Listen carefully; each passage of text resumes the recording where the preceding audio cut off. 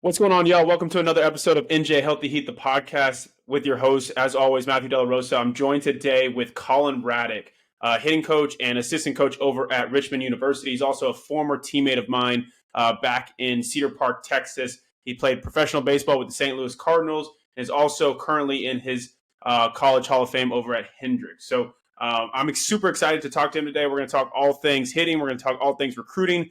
We're going to talk about Richmond University as a whole, and then we're also going to dive into some of the clinics that they're known for over at Richmond University. So, Collin, man, it's been some time since we've connected. We got to connect just recently, but tell me what's been going on since you left and kind of your journey since getting out of high school all the way to now being a coach in the college rankings. Yeah, man. Well, thanks for having me. Yeah, man. So I guess it starts with, like you said, at Cedar Park High School. So growing up in Austin, Texas, good baseball town, I would say, right? Texas, Yeah. it's like very, very into their sports. Maybe not as into baseball as they are football, but it's close. It's close. And yeah, I had a great experience at Cedar Park. I would say it was probably after my junior year that I really felt like, I wanted to keep playing. You kind of get that realization going into your senior year. It's like one more year of baseball, and it's like weird kind of coming to terms with that. So I knew I wanted to play college baseball, and I think I hadn't necessarily taken like my baseball that seriously as far as like how I trained and things like that.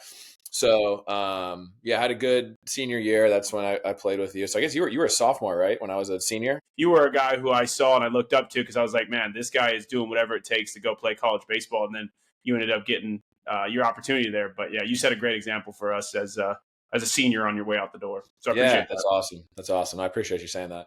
Yeah, and I mean I can say that about Cedar Park. Like I had guys, when I was your age, I wasn't on sophomore I wasn't on varsity as a sophomore, but there were guys that I looked up to that definitely played the game a certain way that caught my eye. But yeah, so I started, I was I would say in high school I was like a solid player. Like you put me in the field, I mixed right into any lineup, but there wasn't anything necessarily like I was fast, but I was kind of weak. I was a good hitter, but there were a lot of like physical tools that I realized that I needed to play college baseball. There were a lot of guys that I played with. Like I played on a really good summer team with the Austin Wings, Yeah, we and played on that together or in the same organization. same org. And we had a team where we had some guys who played in the big leagues and a lot of pro guys, and they were, kind of committing to these D1 schools. I felt like I was as good of a baseball player as them, but I realized the thing I fall behind them with is the physical side of things. So I ended up committing to a small Division III school called Hendrix College in Conway, Arkansas. They've moved conferences now. They're in the SCAC, the SCAC, and I really got into my training. And that my summer going into my freshman year, I put on a bunch of weight, got a lot stronger, and yeah, played at Hendrix for 4 years and just had the best experience. Now, So real quick, sorry to cut you off, but before, like, how I think people are going to want to know, like, how did you go from being undersized to just even a school in Arkansas where we're living in Texas come find you? Like, how did that whole recruiting process even work for you to even get seen? yeah, that's a great question. I mean, when I say like I had very limited, I mean, I had one school that was a better Division III school in Texas who basically kind of gave me like a walk-on opportunity. I wouldn't say I was recruited by them. Hendrix was the only school that I would say recruited me. And the connection that I had was actually there was a lady who was sort of like a college advisor who was helping me not with like baseball stuff, but just with my applications and things like that. And she had a connection to Hendrix, one of our assistant coaches, who ended up being my head coach my final 2 years, Neil Grote.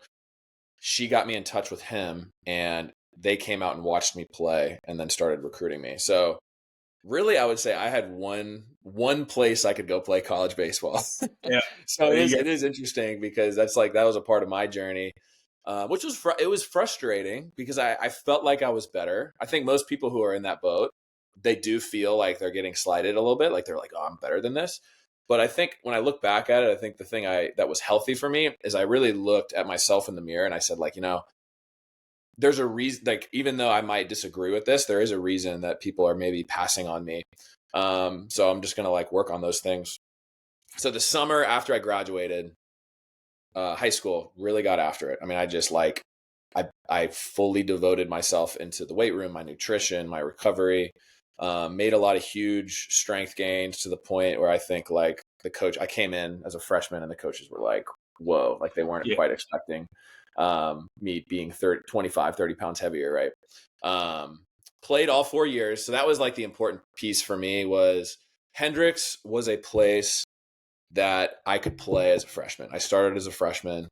And that was such an important part of my journey because if I was not ready to play Division I baseball at the time, I think in 2 years you could have thrown me into Division I baseball and I would have been fine. But if I would have gone somewhere, a Division I school, which is kind of what I wanted, I would not have been ready. I wouldn't have played. Exactly. And I wouldn't have developed, right? Like I needed to be on the field to develop. I see that now. At the time, I didn't realize that as much, but yeah, I had a really good career. It was probably my junior year.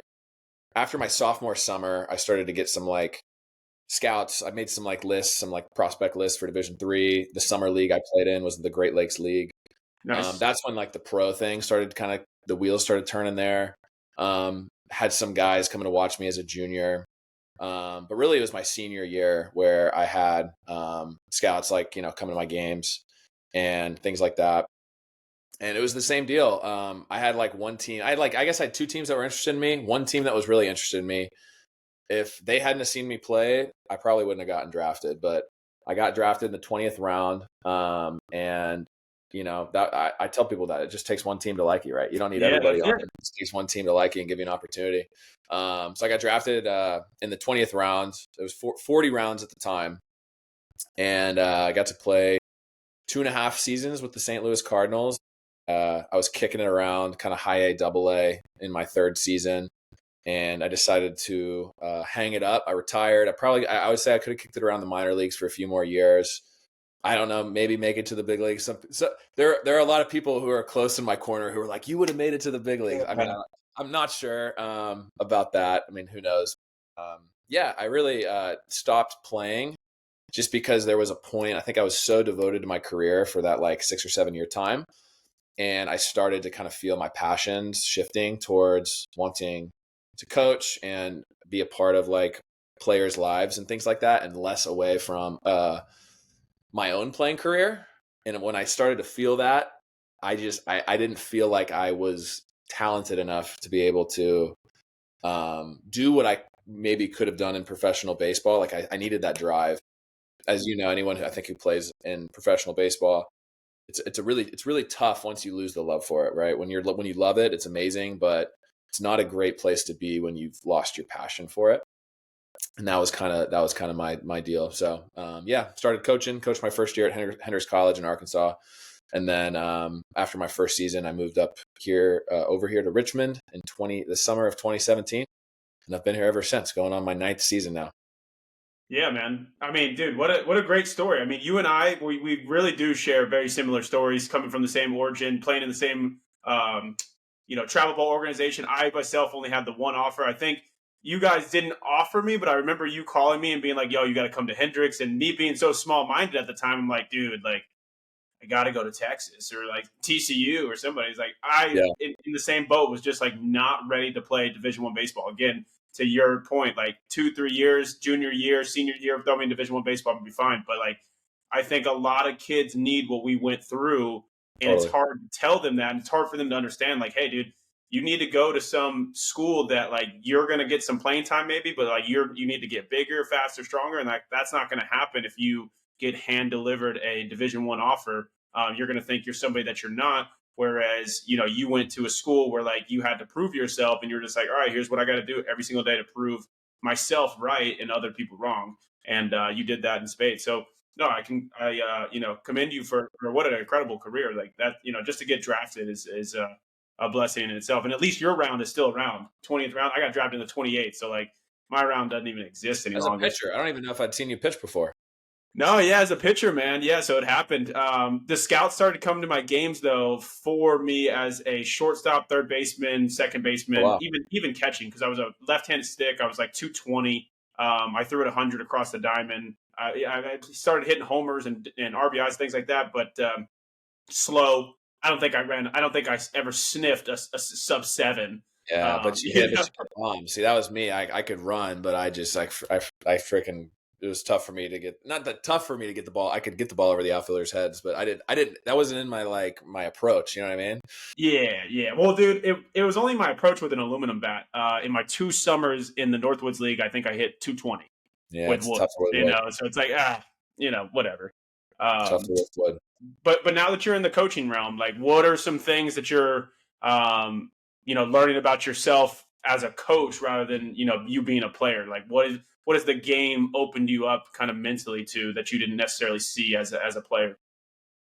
Yeah, that's a good question. I got to bring myself back because it's funny because now, I mean, it's been over 10 years since I've, yeah, I guess I'm going on about 10 years now that since I've played, which is a Yeah. long time.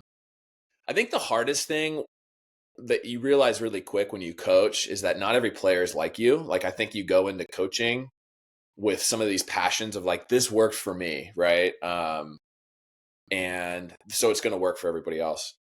And I think I learned really quick that like, really well really nobody's like me, right? Like, we're all unique. There's no player that's alike. Everybody's different. I think you can like bucket guys and say like their personality or how they hit or whatever Mhm. aligns with this philosophy or methodology or whatever, but I think I learned really quick. I'm like, man, every player is unique, and um to kind of assume that a guy is a certain way is really not a great thing. Like, I think and that's part of the reason why I got into coaching was the relationship side of things. So I think I realized really quickly, I'm like, on the baseball side, there's a lot of learning that you have to do about a player to learn what makes him tick. Um, and just because one thing works for one guy doesn't mean it works for another guy, or just because it worked for you doesn't mean it's going to work for somebody else. So I think sometimes I assumed that guys would understand hitting the way I understood it, and I had to kind of break free of that mold and say like every player is going to have a unique way that they um, approach hitting, and you have to learn that player first before you can really start to like mold him and develop him, I think. So when you're obviously you're everybody's a little bit different and you're trying to find your way to have those conversations about whatever it may be, but each coach has to have and each program has to have their main like philosophy of like here's what we believe in and here's what we're going to go after. Like over at Richmond, what do you think your hitting philosophy is? Whether it's I'll just leave it there. What is your hitting philosophy over at Richmond? Yeah. So I think, well, first off, like, I've had, so my first my first part in Hendricks, I worked for Tracy Woodson, and then Coach Mick Aoki took over about 3 years ago. This will be his third season. Yeah, y'all just coming I've off been the best season that y'all have had in a while. We have, yeah, we won a lot of games last year. It was a really really special season for us. Unfortunate the way it ended, but yeah, I've been really lucky to work for guys who are very offensive minded. Tracy was a hitter and played in the big leagues, and Mick is a really really good hitting guy, and is really development minded and really offensively driven. So I think I'm always appreciative of that, because I think it the hitting coach is going to operate within the frame of the culture and the philosophy of the head coach. So I'll speak more recently, like with Mick, is I think the way that we like to think about offense is kind of like I said, where it's like every year is unique, because you're going to have a different set of players who have a unique skill set. We're not really married to one kind of skill set. Like, we're not going to say like, hey, we're going to be a team that hits for power, or we're going to be a team that steals bases. I think in the time that Mick's been here, 2 years, the past those 2 seasons, we had two very different offenses. And I think we kind of adapt to those guys. So really the thing that we really press with our guys is we want you to be the best version of yourself. So whatever that is. Like if you're, like you said, for you're a guy that, you could drive the baseball and hit for power a little bit. We have those guys in our lineup and on our team. And the best version of themselves is maybe going to be, some double digit home run numbers and things like that. And then we have other guys where it's like, hey, if you've hit no homers all year, we don't really care, right? Like you have a different skill set and things like that. This year we graduated a lot of guys last year. We had a lot of power in our lineup. We have a lot of new guys and we have a lot of speed this year. So last year we weren't so consumed with like our base stealing. This year we see that as a really integral part of our offense is stealing bases, laying down bunts. Coach Kyle Norman, just took Coach Nate Mulberg's spot, who I worked with for a long time, who's now the head coach at Johns Hopkins. And I will say this too, I worked with Nate my whole career at Richmond. He's a great offensive guy too. So I think we've been really blessed as a staff where we have really good offensive guys, not just one, but there's multiple that I think really helps us. But anyway, we're concerned. I think like our primary focus at Richmond is scoring runs, right? So whatever we have like in our lineup, like we're going to maximize, hey, our certain guys' skill sets, score as many runs as we can. And within college baseball, playing in February versus playing in May is very different. Ball flies different. You have days, especially at our field, where wind is howling out and it plays pretty small. And then you have days where that wind is heavy and blowing in. And it doesn't matter really how hard you hit it. It's probably, if it's in the air, it's probably getting caught by an outfielder.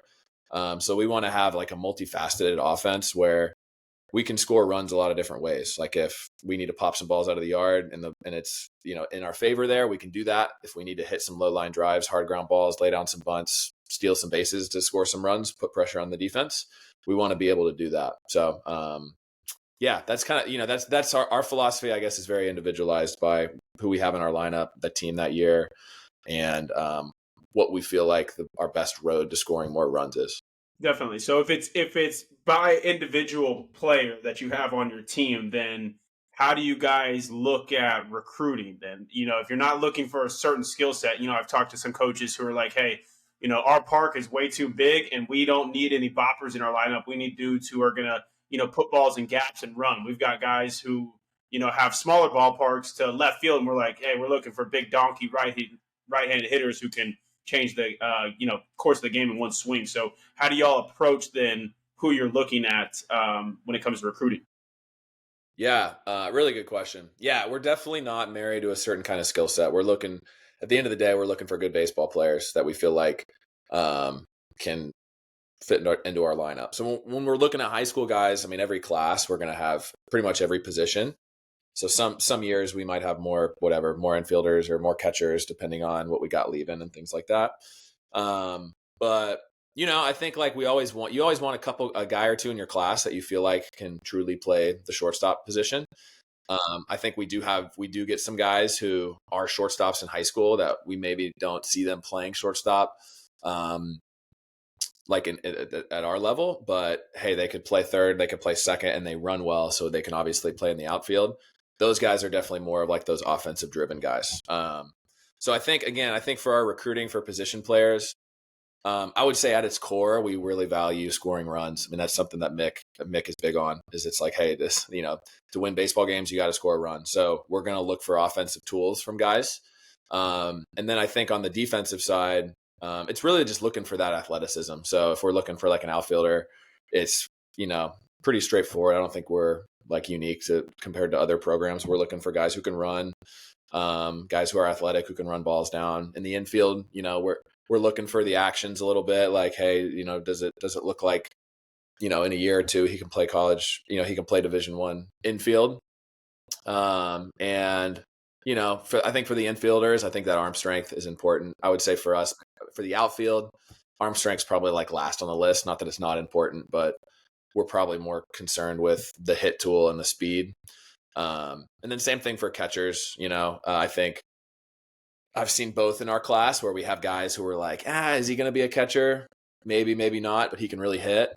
And we could see him maybe playing other positions. And then there's other guys where we're seeing him as like, hey, this defensively, this seems like this is a guy who's going to play catcher for his whole career. And I do think it's important for catchers when you're recruiting catchers, guys that can play multiple positions catching's like the one position on the field where you only got one, right? So if we have some good, like a couple of good catchers in our class, which we tend to, this year is a good example. I would say we have 3 catchers who could be in our lineup in any given day. We're hoping that one of those guys, it's easy for us if he's hitting well, it's easy for us to throw him into another position so that we don't have to clog up, a DH spot for him. So, yeah. Catching's a weird position now. I wouldn't say a weird position, but it's definitely changed where you used to take like a better defensive catcher over somebody who could swing it a little bit better, but maybe lacked the ability to block balls and control the run game. Now it seems like if you're a catcher and you want to play high level baseball, like you have to be a top hitter. Like you got to be banging balls all around. So interesting what's going on with that catching position. I've never really caught, so I don't know how to speak on it by any means, but that's already a demanding position defensively, but then also, hey, you got to hit 330 and have some bombs in there. That's a tough ask for it. Yep. I think it's one of the tougher positions to evaluate as for a high schooler, right? Like defensively, because there's guys that can be really good catchers in high school. It doesn't mean they're going to be ready to catch as a freshman. I think it takes a lot of time for catchers who come in as freshmen to mold. I think too, like generally, it seems like that catchers in the portal are like teams find catchers in the portal. So I think when you're recruiting high school guys, I think you're starting to see maybe those offensively driven catchers kind of rise to the top at times because teams always feel like, hey, if we need to like fill in some defense, we can find that in the portal. They say what's the old phrase where if you hit, you stick. Like you're gonna play. If you don't hit, if you hit, you don't sit. If you don't, there it is. If you hit, you don't sit. So I mean, that's like that for recruiting. If you rake and you're driving, you're driving balls all over the field, you're probably gonna be able to play college baseball. Somebody's gonna want you, right? Everybody needs it. Yeah. So you've mentioned high school recruits and the portal. Obviously everybody is using both. How do you guys kind of evaluate high school versus, the portal? Obviously you guys are looking for great baseball players, but, I've talked to some coaches who don't even look at the portal and some coaches who don't even look at high school kids anymore. Yeah, it's a good question. There's like so much misinformation about our level and the portal and things like that. Like I've read at places where they're like, no mid majors are even looking at high school guys. They just go into the portal. And that might be true for some schools. And then, like you said, some schools might not get any portal guys. Every school is different. I mean, it's a pretty easy answer. You go on Perfect Game and look at recent high school classes, and you can see how many high school guys they're bringing in, how many portal guys, and then you can see in their roster how many portal guys they're bringing in. For us, this year we have like, I don't know exactly how many freshmen we have, but it's double digits. We have double digit freshman class. We're going to be up towards that for the next class. The way we think of it, I think you kind of make your money with your high school recruits. Like those are the guys that you can find, you can develop them. A lot of our best players in the last 6-7 years have been our like homegrown guys. And then we do get portal guys. It's starting to get tougher, and that pool is getting smaller. So I'd say every year, the amount of portal guys we're getting is going down, and we're starting to see like there's certain positions in the portal that are just uber competitive to get. Some are easier than others. So that's where we're trying to be smart, where we're like, hey, we feel confident we can maybe find some of these positions in the portal. These not so much. So we're really going to focus our high school recruiting on those positions. And for us, the way we think of the portal is we're kind of filling our holes. So I think the way to think about college baseball now, at least in Division I, is you'd have like this kind of flow of like, you'd have like good years, then you'd have rebuild years. And in your rebuild years, your young guys who didn't play as much, now they're moving up into the starting position. And you have some inexperience in your lineup and things like that. And that's like a rebuild year. And then the next year, those guys have experience, and that's like one of your good years. I think in Division I baseball, there's really no rebuild years now because you can fill those holes, right? Like you have a spot where you're like, hey, we don't have a lot of experience. You can go find experience in the portal. So that's generally how we're kind of attacking it. Having to be a lot smarter with it now because of the roster changes. The classes are much smaller. So you got to be a little smarter as far as like the numbers that you bring in and things like that.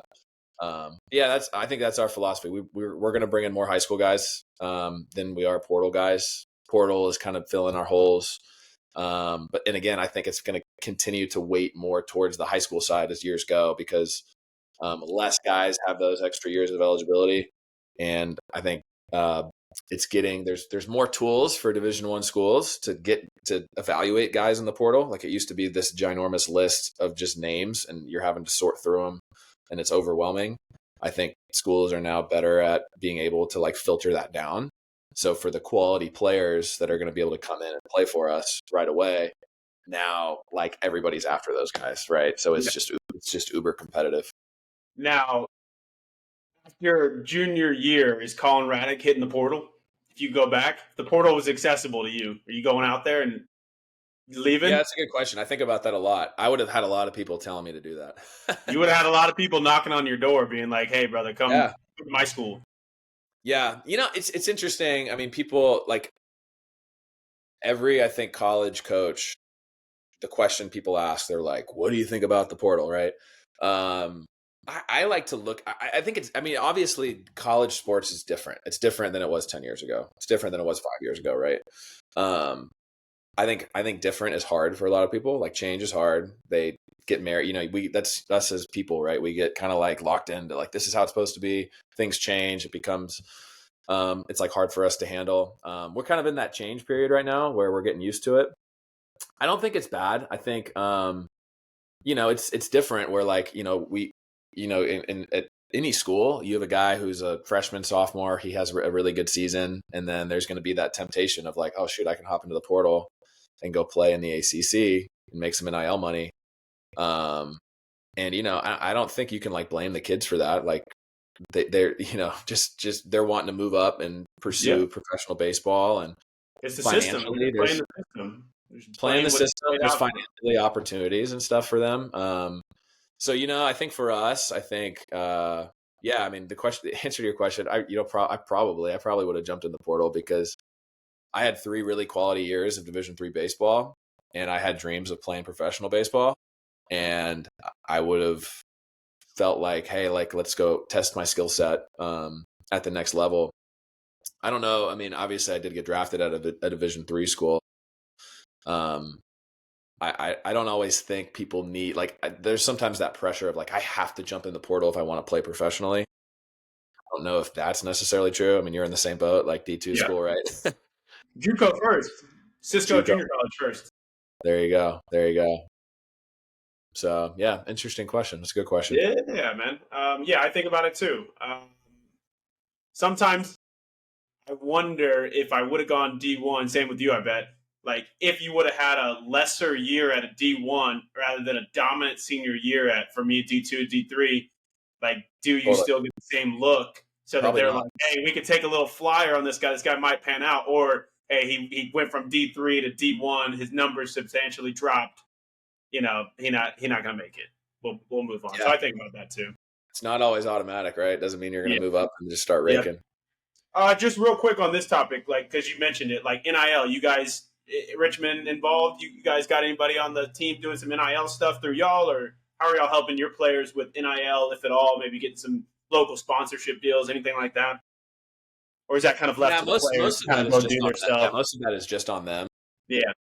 I wouldn't say there's any like packages that are mind blowing. No, yeah, but still, they like food, anything that they can get some like some food to make some Instagram posts and things like that. But at least for us, not really. The NIL stuff isn't. We're kind of sheltered from it all. Like that, it doesn't affect our day-to-day operations as far as what we do or our recruiting. Obviously, like, we've had guys who have gone into the portal and transferred to other schools, and then that becomes a part. The NIL stuff becomes a part of their journey. But at least for Richmond, we would be kind of operating, and I would say this is a lot of mid-major and small D1s. The way that we operate, from recruiting perspective and things like that, is not any different than really how it's been pre NIL. Gotcha. All right. Transitioning back to Richmond a little bit, like overall, if there's somebody out there right now, parent player, who is interested in Richmond, like, they don't know much about your school, what would you tell them Richmond is? Like, what is the reason somebody would want to come play at Richmond University? What does it offer, on the baseball field as well as in the classroom academically, how they're setting up, kids for future success? Yeah, for sure. I think at U of R, it is. I mean, I've been there for a long time, and I really appreciate the student athlete experience.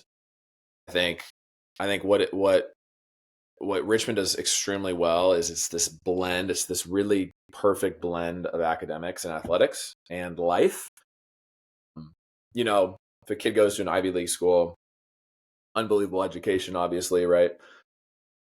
Their athletic experience is going to be a little bit different from the rest of Division One sports.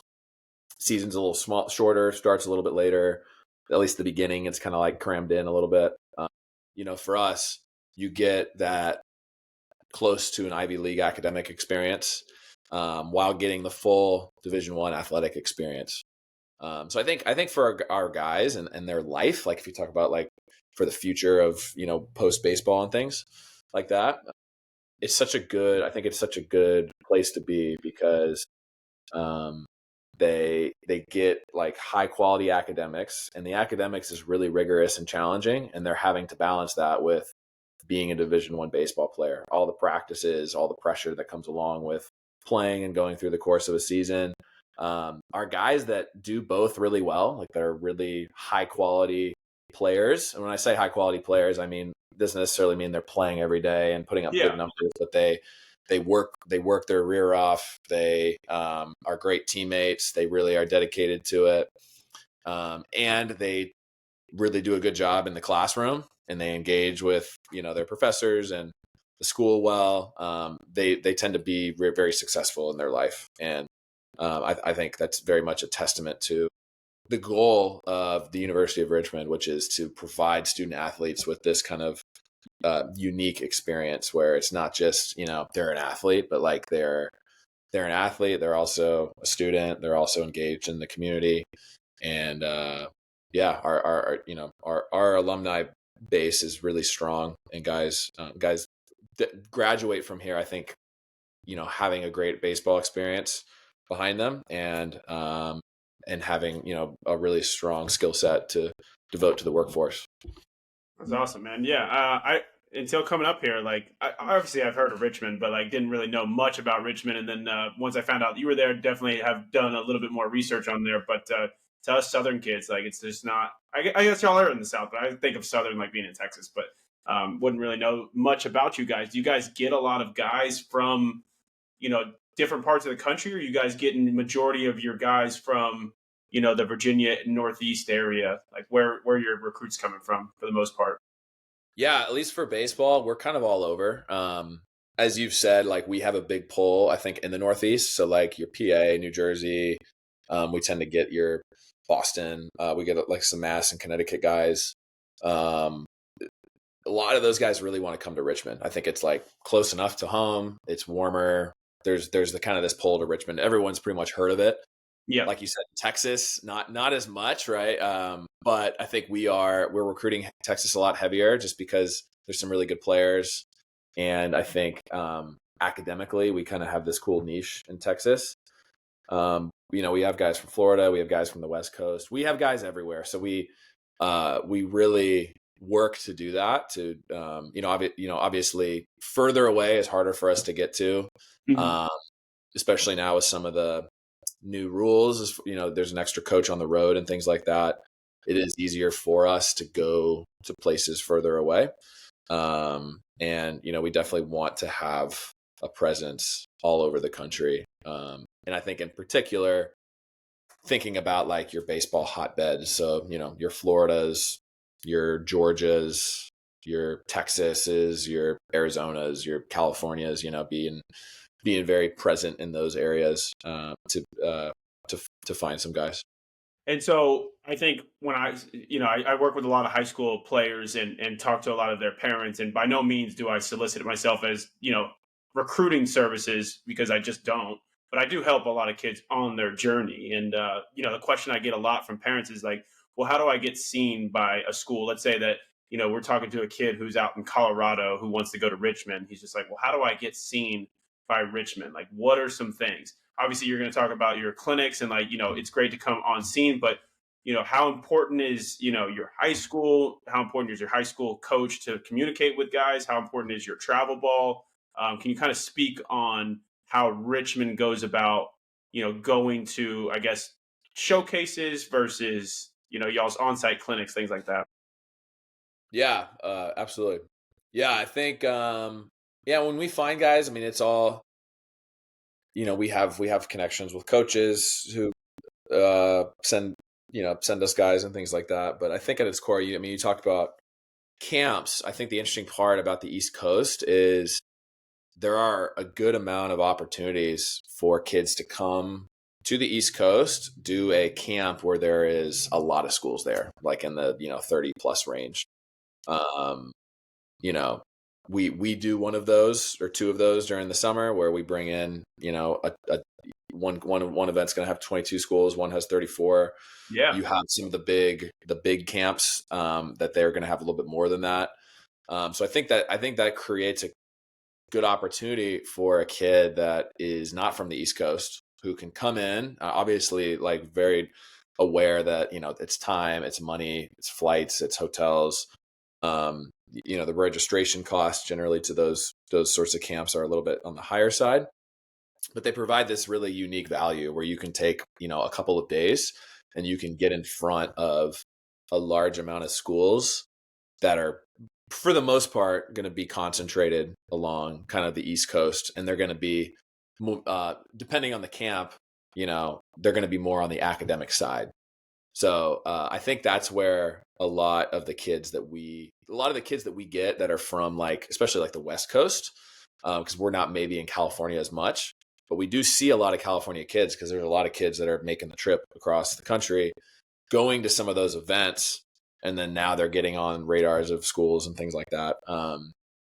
The futures games, PBR, is really helpful for us too, where I think it's kind of a no-brainer for a kid if he makes that roster. Yeah.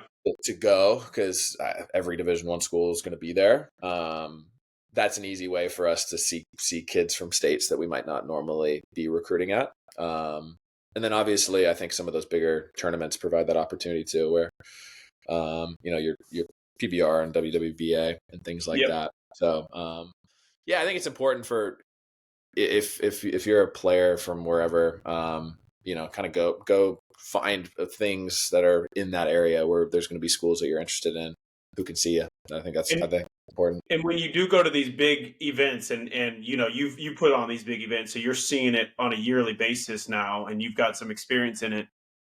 Some kids and parents might feel like they'll go to a big event and it might not be what they were expecting, or maybe the expectations going in weren't what it should have been, because they're just like, well, how am I supposed to get seen if there's hundreds of kids here? Like, how are they feeling the value? You know what I'm saying? Like, they want to make sure, what. So basically, my question is going to be, what can a kid and a family do to best set themselves up for, success with a big camp like that, where there's a bunch of coaches there, and it's great that there's coaches there, but how do you continue that conversation, if there even is a conversation with coaches, so that you can get to that next level?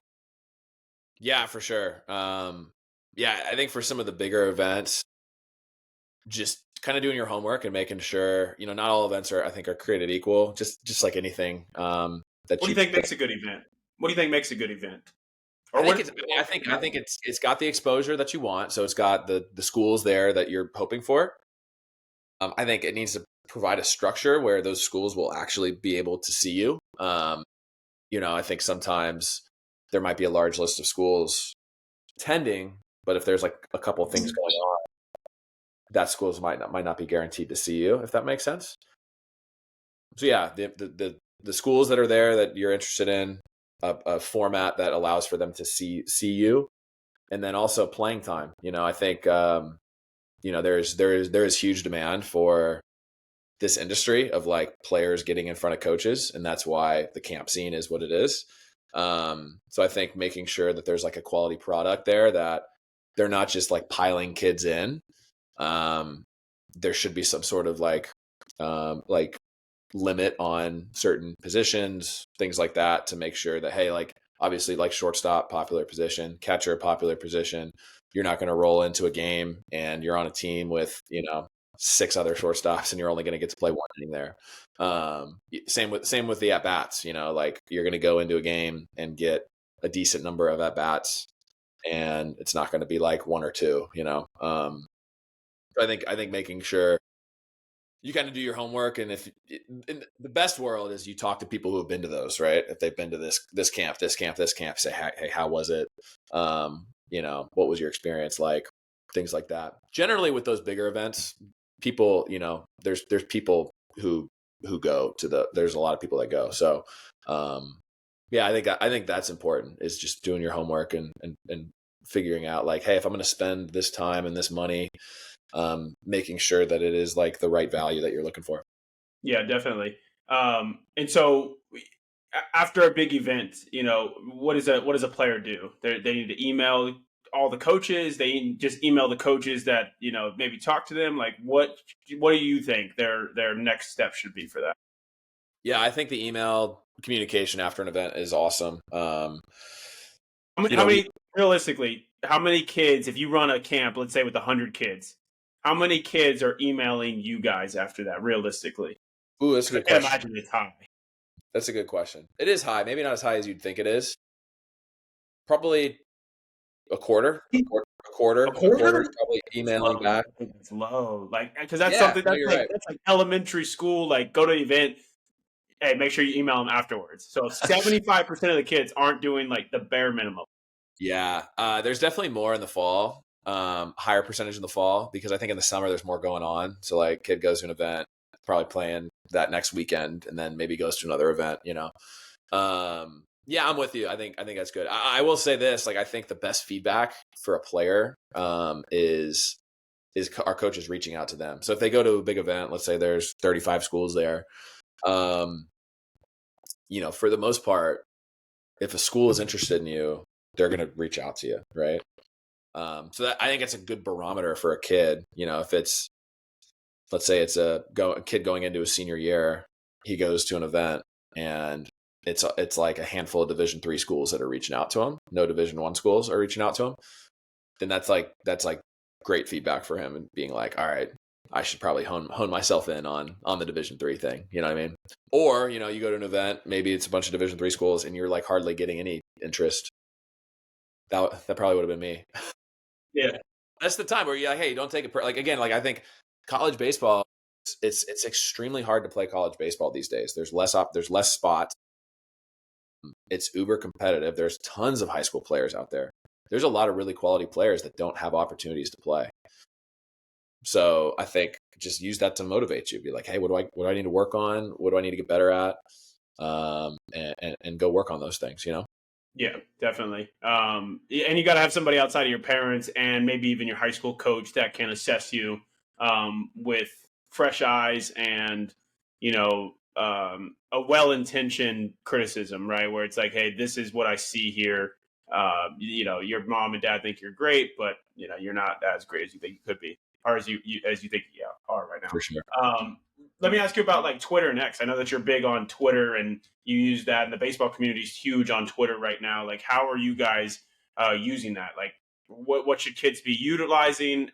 How should they be using X? Yeah. I still feel like I got to call it Twitter. It's Twitter, dude. It's Twitter. I don't know, man.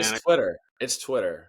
We're in this weird like middle ground now where it's like you kind of use it both ways. You're like X, Twitter. Like, when nobody wants to. I just read Elon Musk's book, and like he's just got this weird fascination with the letter X. Like, Yeah, it's just a weird thing. it's funny because nobody really. I mean, it'll be interesting to see if we ever just like stop calling it Twitter, because we call it Twitter. You know what I mean? Yeah, I think Twitter is such a good. It's like almost like the best recruiting profile in some ways, because it's so easy to pull up. Yeah, so if I'm out on the road and I'm like reaching out to some coaches and being like, all right, I'm gonna be at this game. Who are your guys? They send me a list of guys. The first thing I'm doing is I'm looking for their Twitter profile. and generally in a perfect world, I can see like there's a GPA on there. It's got like some of their info in the bio. And then towards the top of their feed, there's some like good video of them, or whatever, something pinned, whatever. My suggestion to people would be like, I love it. I love it when guys are retweeting their boys. You know what I mean? Like Yeah, their boys are double, they're retweeting it, but like just make sure there's something pinned at the top where it's like if somebody's looking at your profile, they're not having to scroll way down to find like, hey, where's an actual video of this kid and not yeah. all of his teammates dropping bombs or throwing 90. You know what I mean? Because then you're Yeah, on to just that. something towards the top that gives you an idea, a general idea of like who the player is. It doesn't need to be crazy. But yeah, just to see like, all right, I can get an idea of like, oh, this kid's, pretty good, or I want to look for this, whatever it is. Yeah, I think Twitter's. So what are some like don't do's like in the actually, you know what? Scrap that. You already answered that. You mentioned GPA. Are you guys like a testing school? Do you guys take consideration of the SAT, ACT? We are not right now. We're test optional. That could change. Since I've been at Richmond, that's been both. We've taken the test, and then we haven't. Not sure what the future will hold with that. But as of right Yeah. now, we are test optional. Nice, nice. All right. Well, man, that was a ton of info that you just dropped on these people. I think a lot of people come onto this, they want to hear a little bit about Richmond, but really a lot of people who listen to this are one, they're coaches, and two, they're just parents of high school players, and they're always trying to figure out different ways to go about the recruiting process. So you dropped a lot of knowledge on there. Anything else on the recruiting end that you would give advice to a player or parent listening right now? I maybe one parting word of advice. We talk about this a lot to the kids that come through our camps is all this recruiting stuff. It's important, right? Go to schools, work on all the logistics of like the emails you're going to do and things like that. But the most important thing you can do for yourself as a player is to make sure that like the thing that's driving your time and your energy is your own development. It's becoming the best player that you can be. Putting those blinders on. I think it's so hard. It's so easy to compare, and it's like this kid's getting these offers and whatever. And we're not that old, but we didn't really grow up in that world. It No. was a lot different, like rankings and things like that. Dude, the And I rankings think are it's great. Like crazy. it's crazy. It's not bad. It's not bad. It's Uh, not bad, but I just can only imagine like being in high school and having to sit there and like know that like there's a guy on your team. It takes a special kid to be able to really block that out and not feel some type of way that like a guy on your team is ranked and like you don't even have totally. a star next to your name. I'd be like, bro, I might be the worst baseball player ever. Like Totally. Totally. And I think that for parents, especially, like the goal of every parent is like you're trying to do the best for your kid. And that's like so admirable. But I think putting yourself in their shoes of like, man, it's a challenging world where you're either dealing with a kid where it's like, man, he's like gonna deal, his ego is a little bit crushed because of like what you just said. Or maybe he's like thinks he's the man because all of a sudden he's like a top PBR ranking. When at the end of the day, like the goal for each guy should be, hey, become the best player you can be. You know what I mean? Be the best that you can be. Most everybody's not going to make a career in the big leagues. So like why is all this stuff valuable? It's valuable because it's teaching kids how to handle the pressure of it all, how to work hard, how to be devoted to something, how to be on a team, how to handle adversity. It's all the things that we love about sports and we love about baseball. So never like losing sight of that and being like, hey, that's the most important thing. And if as a high schooler, they're on that journey to being their best self, it's hard for guys to be hidden these days. Like if you're good and you can play college baseball, like there's enough stuff out there. Like someone's going to find you. So like having faith in that, where it's like, I don't need to like make this happen, where it's like, if I just send enough emails and connect with enough people, then I'll be able to play college baseball. It's like, no, like go develop yourself, go get better. I started that journey a little late, I wouldn't say too late. I mean, it was just a part of kind of me maturing and stuff like that. It was, part of growing up. But that's the most, when the kid's baseball career is over, maybe that's in high school, maybe that's after 4 years in college, maybe that's after a career in pro ball. They're going to have to jump into real life, and the things that are valuable are the things that all the lessons they learned from that game, from the game of like working hard and all that stuff. So that's what I Yeah. got. In between my pro ball career and me getting back into baseball, I actually worked in the recruiting landscape, and I talked to hiring managers, directors all the time, and they're always just like, Matt, bring me somebody with this skill set, but also like if you find somebody who's an athlete, bring those people too because they work well in our environment. So it seems like outside of like baseball, what is it, or any sport really? Managers and people who work in corporations or anything like that, they're always looking for people who have some form of sports background because it's already shown that you can go through 4 years of college, pay attention, play school, also play ball, show up to classes, show up to your workouts, whatever it may be. So you've already proven to an employer that like you're not going to be a problem in their machine there. So great Thousand stuff. percent. Man. Yeah. Where can people contact you? How do they get in touch with you? I guess probably my email. I'm Yeah. not on Twitter as much as I say I should be. I'm trying to get off social media. You know what I mean? I don't want Dude, to be I on. would love to, man. I would love to. I have to like have this social media to like grow my business, but I Yeah. always tell people it's a form of marketing for me. But I don't like social media. I wish I could live in a world where people just knew who I was and like wanted my services without, you know. But that's not the I'm in world we that live boat in. with Twitter. I don't do any other social media besides for Twitter.